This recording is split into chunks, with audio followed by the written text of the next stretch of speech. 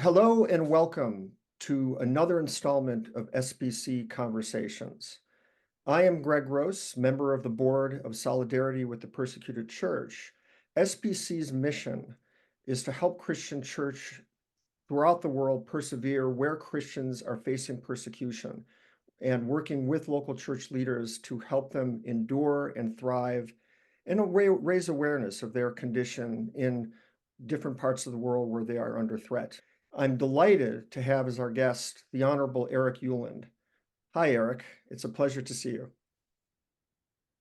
Greg, thanks for having me. What a privilege. Really extraordinary. I appreciate it. And for those watching and listening, Greg and I have known each other for a good long time. We first met when Greg and I were working in the United States Senate as much younger people, younger staffers. So it's awesome that we each have a moment to talk a little bit about SPC, its mission, and a little bit about the U.S. Commission on International Religious Freedom and what we do. Thank you, Eric. And as you said, we've known each other for many years. And I think in your case, it's a reflection of the extraordinary experience that career you've had in public service in Washington, holding key positions in the US Senate, the White House, and the State Department. A quick rundown of some of the roles that you played. In the Senate, you served as Chief of Staff to the Senate Majority Leader, shepherding through so much legislation that's of importance, including for this issue. You were staff director at the Senate Budget Committee, White House head of legislative affairs for the president, which means that you were involved in all the legislative initiatives, including a lot of work on the bipartisan things that really make things happen in government. At the State Department, you served as acting Undersecretary of State for Civilian Security, Democracy, and Human Rights. You were Deputy Assistant Secretary for International Organizations. And now you bring to another position this extraordinary depth of experience and wisdom, and that is as Vice Chair of the U.S. Commission on International Religious Freedom. And perhaps we should start with your role there. Let's talk about what the Commission does and what its purpose is, what role it plays in the U.S. government. Happy to do that. I really appreciate it. So the U.S. Commission on International Religious Freedom was created 25 years ago by statute, by legislation, passed by Republicans in Congress with Democratic support, and signed into law by Bill Clinton. And the U.S. Commission on International Religious Freedom is a bipartisan, in fact, nonpartisan commission made up of 9 appointees from the House, Senate, and White House leadership, people who take their time to volunteer to serve on the commission to monitor, report on, and advocate for improvement of challenges to religious freedom around the globe. So we have a variety of tools and instruments that we use to try to advance the conversation around religious freedom internationally. We have an annual report that under the law we're required to release. We track nearly 30 countries which have specific, sharp, and challenging situations to religious freedom inside their borders. We have the ability to recommend to the Department of State and to Congress policy decisions and choices that they can make about how to treat these countries when it comes to the question of their constrictions on religious freedom. As well, we do conduct public events in partnership with institutions and organizations representing the oppressed internationally. We also travel to advocate directly with governments and sometimes non-government actors, the need for them to change their ways, open up the ambit of what's possible for their populations for religious freedom, and makes serious and significant changes. Every country in the globe, almost every country in the globe, I should say, has signed up to the International Declaration on Human Rights, which includes amongst its key principles the commitment to religious freedom or belief for a country that signs this instrument. And as a result, these responsibilities under international law are what we emphasize when we're working directly with foreign countries, that they have a responsibility and an obligation to follow through on what they agreed to when they signed up. In addition, Congress has provided us the responsibility in the past few years of tracking and publicizing individual cases of people around the globe who have been imprisoned by their governments in their efforts to freely practice their faith. So we find, research, and then aggregate for review and again advocacy work by us and other interested parties a fairly comprehensive list of individuals, men and women, who have been imprisoned, in some cases in terrible conditions around the world, and try to seek, if not their release, an improvement to their treatment, as well as access appropriately to healthcare, other treatment, and certainly the instruments and ways of them being able to practice their faith. Well, I'm glad you mentioned at the outset of what you were saying, the UN Declaration on Human Rights. As you know, Charles Malik, the Lebanese diplomat, theologian, philosopher, was the key figure in working with Eleanor Roosevelt and others in creating and writing that document. And he was the one specifically that included international religious freedom in the Declaration. And of course, it was many, many years ago, and there have been so many instances of religious persecution, even genocide driven by religious consideration, that while it's been brought to the attention, now you mentioned 25 years ago in the United States, there was a recognition that the slapdash, very anecdotal kind of approach to this issue was recognized as a problem, and legislation was passed that created a series of positions that tried to put international religious freedom into the center, or at least be a player in U.S. foreign policy making. And you were a player in the crafting of that legislation, serving at the time as chief of staff to the #2 in the U.S. Senate at the time, Senator Nichols, who was the chief whip. And I'd like you to talk about that legislation, both how bipartisan it was, great players that helped make it happen, but also what would you say about it now, 25 years later? What's your assessment of how well we've done? Oh, great questions, all Greg. And yeah, happy to talk briefly about the creation of this act and this institution. So to your point, in the mid and late 1990s, after the end of the Cold War, there was a growing appreciation in the United States for the need for a structural and systematic approach on the issue of religious freedom globally. As the Cold War receded and new challenges and new opportunities for the United States to speak strongly on this issue grew, there was a bipartisan group of members in both the House and the Senate, Democrats and Republicans, who unified on the idea that for both Congress and for the executive branch, there need to be both a formalization and then structural changes to both help the State Department and the executive branch take steps forward on speaking strongly out on religious freedom and using all the tools of statecraft and diplomacy try to advance and protect the right of religious freedom abroad.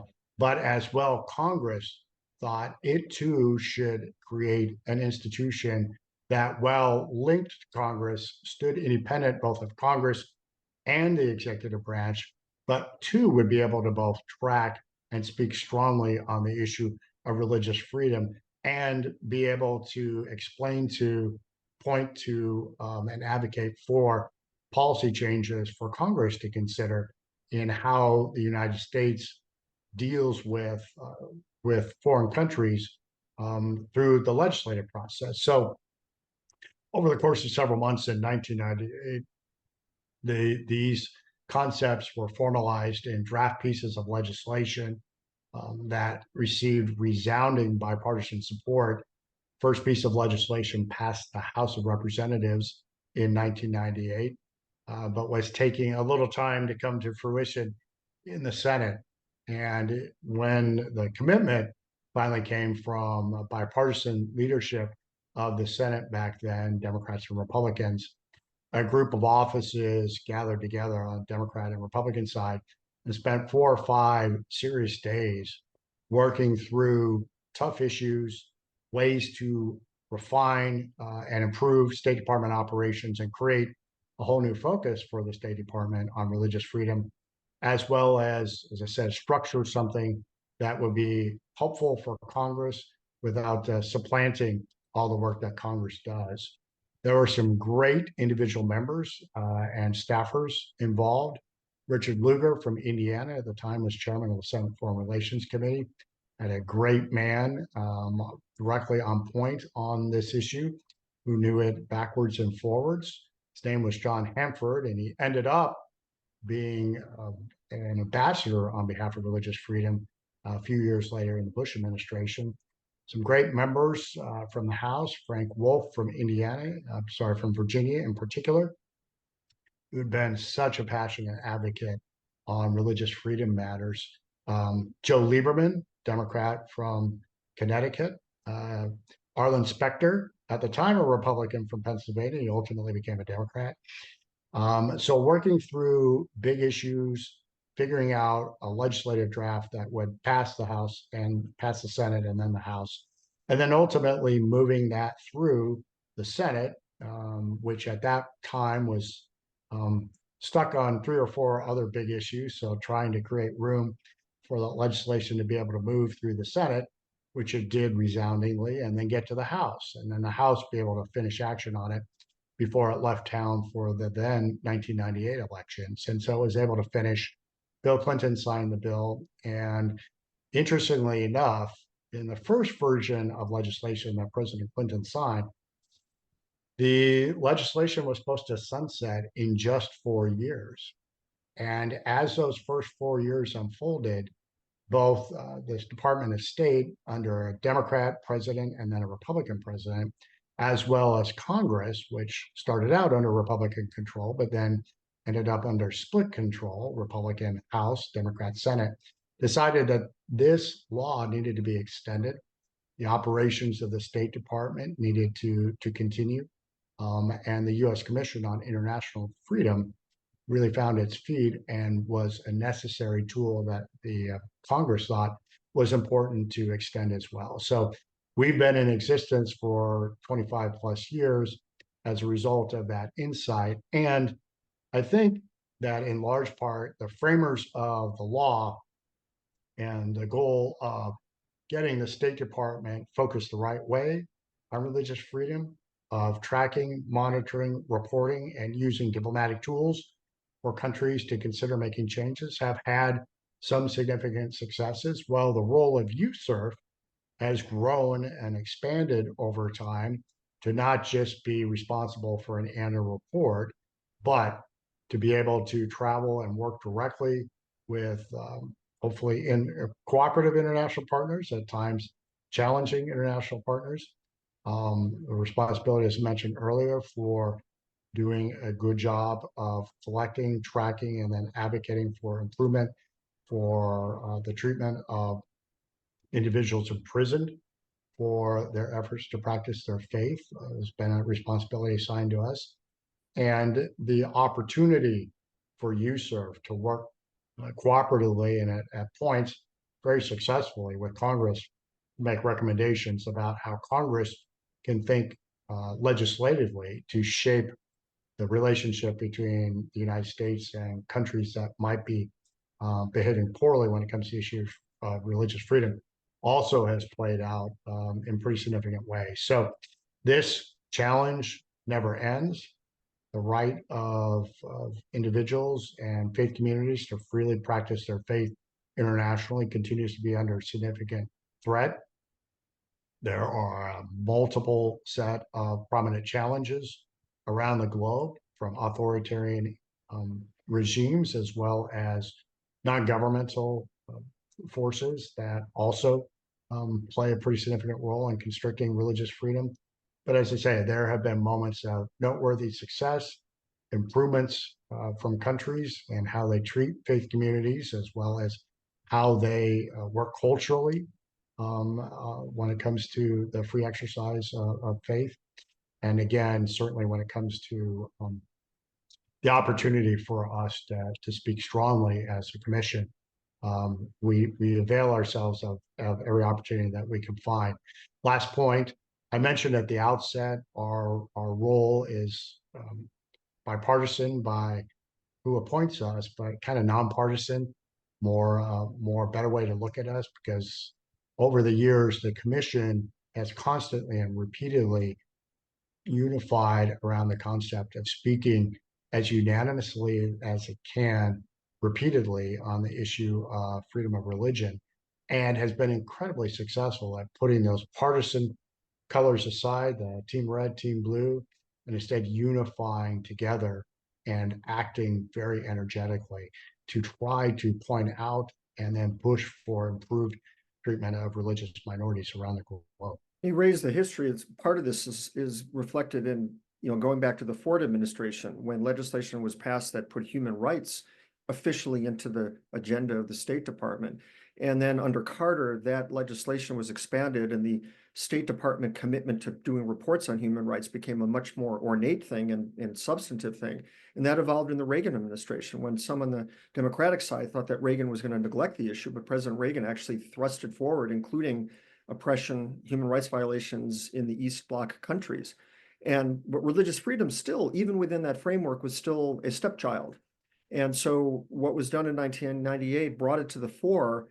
And yet, as you know, serving in the State Department, observing it and dealing with it in Congress, in the Senate, the State Department it's a little bit of an alien entity in there in some sense. As you know, I was a senior official in the Defense Department. And when you're dealing with critical issues like Iraq, Syria, the Arab Spring, the overthrow of Saddam Hussein, all these things led to massive disruptions. And even then, because of so many other agendas in U.S. foreign policy, religious persecution can often be a side note in policymaking. And so I wanted you to give us a sense in your role at the State Department, for example, how that would work its way through when those issues were allowed to come to the fore. And what can, and we can even look back, for example, during the period of President Obama, when the Arab Spring led to genocide in Iraq and in Syria, committed by ISIS against Christians and Yazidis. So give me a sense of how you experienced that and why is it that the State Department and U.S. foreign policy in general often treats especially persecution of Christians as a kind of a side note or a stepchild that we may or may not pay attention to? I think it's a great question. And certainly at the State Department, in the Trump administration at least, uh, we had two secretaries and an ambassador for religious freedom who are very committed to, interested in the issue, and drove a lot of internal decision making with the question of religious freedom and how best to use appropriate tools to deal with countries that were busy constraining, and in some cases imprisoning, in some horrible cases executing individuals, or faith communities, for the practice of their religious belief. It is fair to point out that the State Department, heck, the entire United States government, is dealing with a multiplicity of priorities, and inputs as it's trying to decide how to conduct its foreign relations with counterparts. You mentioned the Department of Defense. One of the posts I had at the Department of State interacted directly with the operations that you are responsible for at the Department of Defense.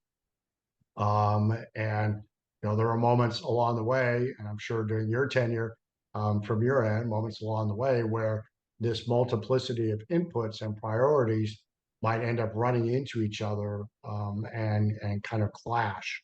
I think the responsibility assigned to people working on this issue at the Pompeo State Department was twofold. One was, let's make sure that at every instance there is no clash internally. And second, that rather than this being at the bottom of the decision memo or the last second observation in an interagency meeting, or the last thing that might be brought up with the president and his national security advisor, that this be at the heart of conversations about the best ways to proceed for the goals we're trying to accomplish with foreign countries and foreign leaders. And the president and the secretary were very committed to that during my experiences, both at the State Department and in the White House. And you saw that play out publicly, for example, in the work that the Department of State did, along with the U.S. Agency for International Development, it must be said, in trying to address the aftermath of what occurred after the Arab Spring and the explosion of ISIS in Syria and in northern Iraq, where entire faith communities were put at risk. Their rights were taken away. Many of them were imprisoned or enslaved. Others were taken off and killed or sold. Just terrible, terrible, terrible stories. So, working very aggressively with the Department of State and USAID together, stepping forward with policies, plans, and people to work directly with affected faith communities and find the tools and necessary resources for them to rebuild their faith communities and rebuild their overall communities and bring their fellow practitioners back. And that had a lot of significant success because it was locally based. It was designed with the priorities of those people at the forefront. It was clear that our foreign policy and our relationships with governments in the region needed to put this priority as a principal objective of what our diplomats were doing, and that every way would be found to provide the necessary support and, if required, deployment of appropriate personnel to ensure that this right was protected and that the individuals and institutions in these areas were able to benefit from all this, not just in that time by being able to attend a mass or a service or gather once again, but more long term, that the government itself or these governments themselves took it upon themselves to provide not just that protection, but also try to derive cultural appreciation and respect for the general right for freedom of religion, but as well as specific opportunities for individuals to freely practice their faith. So that's an example where successful focus on the best way to work with local communities with their local priorities in mind, knowing that there needs to be those bigger conversations and that bigger work, government to government, to ensure that this right not only is protected but expanded, was very successful and had significant results. So the previous Trump administration, they put this at the top of the agenda in a lot of different ways with a lot of different countries. Not all of them were as successful, but it was the first time in some instances in decades where countries had heard systematically and repeatedly from our diplomats and other US government officials about the issue of religious faith, the need to create room and space for people to freely practice their faith and find ways to respond to this priority laid out by the Trump administration. Right. And as you know, within that framework of religious freedom, Christians are often neglected in that gamut. And we saw this, of course, when the depredations of ISIS began following the Arab Spring, when it was very difficult to get our foreign policy apparatus to pay attention to the genocide that was being committed against Christians in Syria and Iraq. You remember those battles. I was involved, SPC was involved in pushing forward the resolution that finally recognized the genocide against Yazidis and Christians and others being committed. And it was a little bit fitful in getting the State Department to focus on it. And I know you were helpful in that. Many, many people were, including many involved in the 1998 legislation. They led the effort, including Congressman Wolf.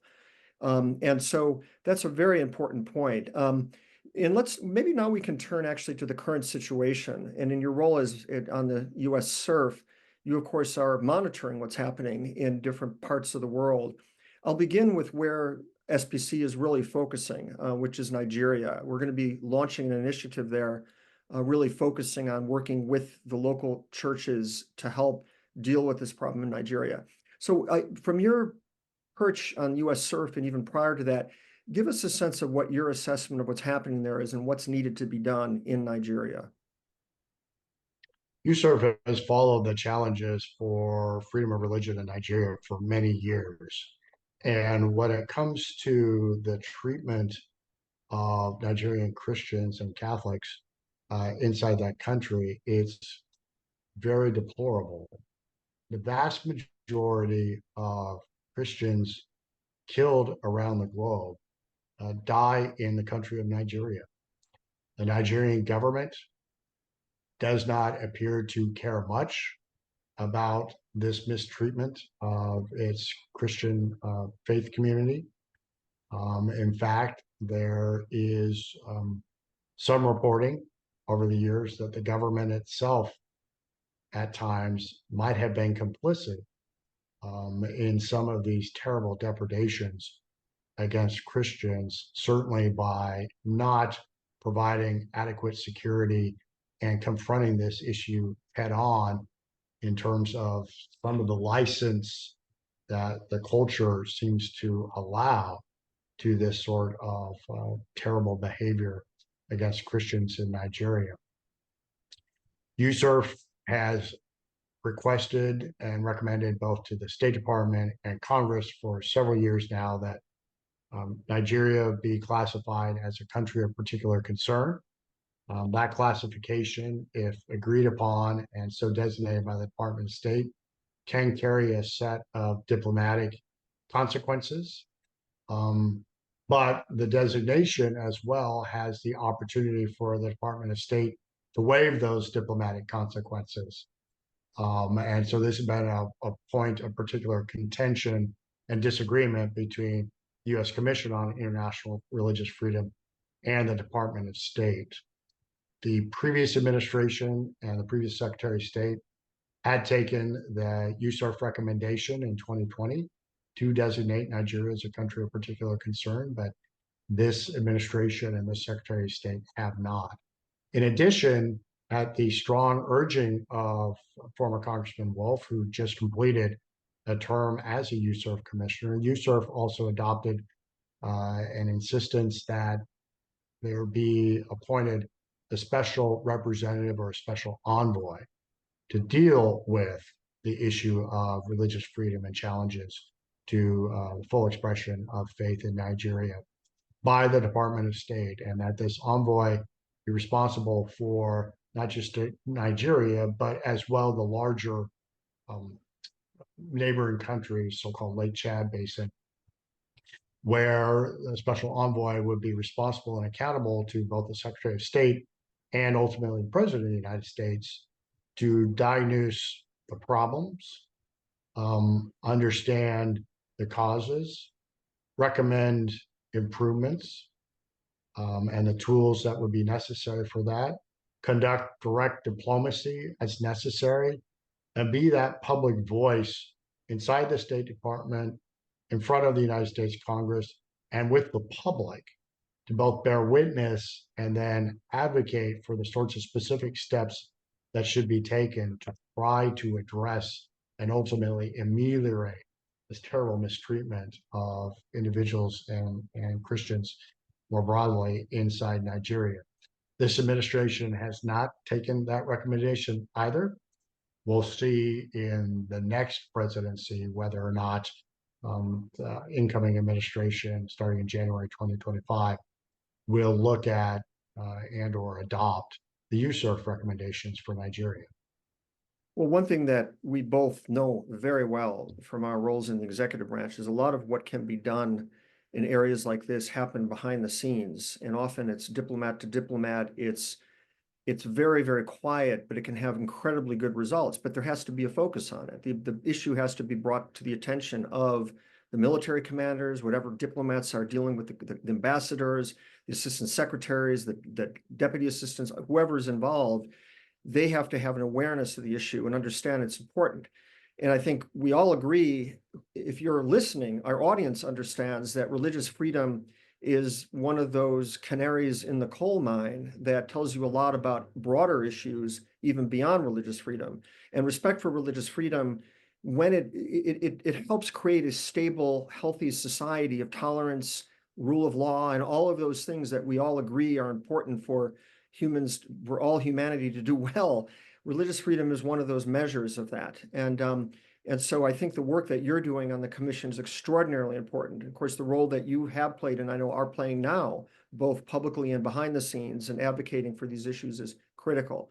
The other point, of course, for our listeners is NGOs. In other words, what government can only do so much. With all the limitations, the distractions, the attention on other issues, it's also our part as citizens who are not in government to play a part. And I know at SPC, we're one of those organizations that's trying to do what we can to really work this issue and help Christians in Nigeria and elsewhere. And I guess on that note, I want to thank you, Eric, for joining us. This was incredibly informative. Greg, thank you very much. And for those who want to find out more about USCIRF, please check us out at www.uscirf.gov. Thank you, Eric. It's been great talking to you. And to our listeners, we will be back soon with more inspiring conversations. Thank you for supporting our mission.